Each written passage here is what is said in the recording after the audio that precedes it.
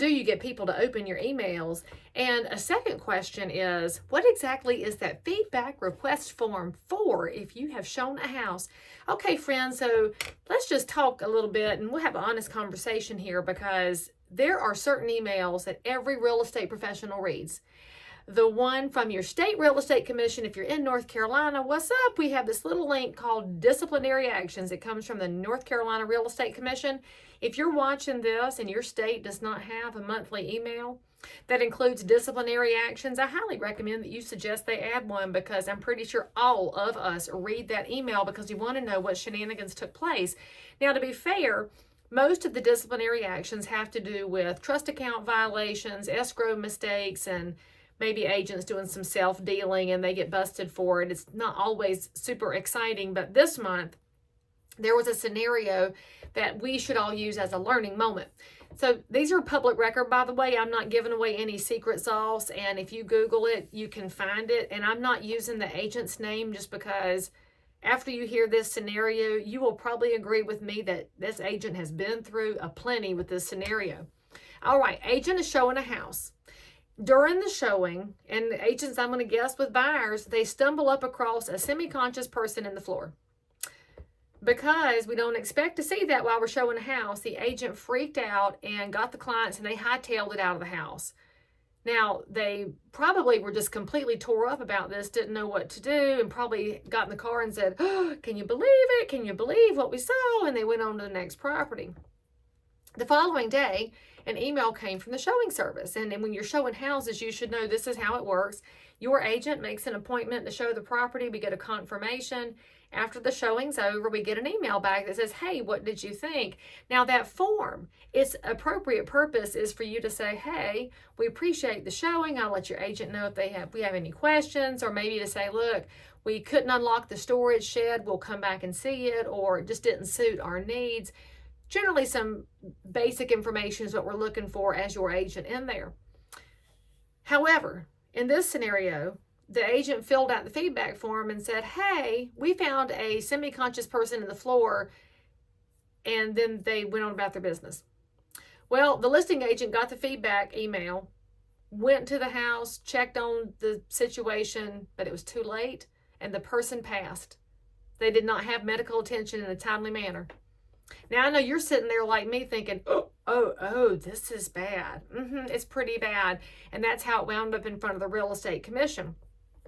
But because here in Leigh Brown's world, we like to figure out how we just make things better, let's talk about what went down here and what we can all be doing as better humans. The first thing is, if you are ever in life, and this is not just for real estate, this is life in general, your first response to anything should not be to pick up your phone and video it. Your first response should not be to take a photo of it. Your first response to something like this would be to call the authorities for help. If this agent had gotten herself under control long enough to call 911, it's possible that person could have been saved. And we don't know. We don't know what the Lord's plan was for that person, but we do know that 911 would have been a good first phone call. Now, maybe the reason she didn't call 911 is because she had a concern about not knowing this person, didn't know the name, didn't know where the wallet was, and so she talked herself out of calling because she didn't know. Well, friends, you should still call 911 if you come into an emergency scenario. I mean, our first scenario is always get help first. Now, you wouldn't know that if you watch the internet, because if you're watching any of these social networks, you will see a lot of people as bystanders holding that phone looking for a viral moment instead of calling for help. Call for help. Now, in the instance that this agent did not want to call 911, and another appropriate phone call would have been to call the listing agent and say, "Hey, friend, hey, I'm over here at 123 Elm Street. There is somebody on the floor. Please come figure it out," and at least put it on somebody else's plate. But the listing agent never got that phone call. So the listing agent couldn't help. And they might have known the name and the phone number and the next of kin. They might have known all the information, but they didn't have the opportunity to help. That feedback form, though, typing in there that somebody's ill. All right, so if you're the listing agent, now you're going to have to think to yourself, maybe I should read those emails, because I know some of y'all don't. You're waiting for the offers to come in. All right, knowing this scenario, we should all, as listing agents, read those emails and see if there is something wildly important in there that we have to tend to. But that's not the purpose of the feedback form. The purpose of the feedback form has to do with the house, not with the humans in the house. Y'all, humans have to come first at some point. I don't know how we got here in a society where we're far more willing to watch social videos than we are to talk to the person standing right over here or to help. We're supposed to help because you want somebody to help. If that was your mama, you would hope they had called and said, hey, send somebody over. If that was your daddy, you would hope that they looked at him and tried to speak to him, and we don't know. But what we do know is that too much time passed, and we've got to do better. So this is actually not a real estate video, as you're thinking. This is a let's be more decent neighbors video. And if you're in real estate, remember that we're right in the heart of somebody's life.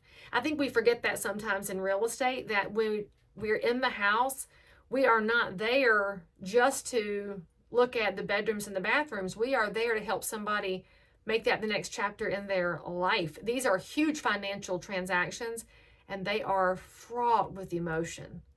And I know that can wear on you sometimes, because some of you as agents, you wear your clients' emotions. You wear them really heavily.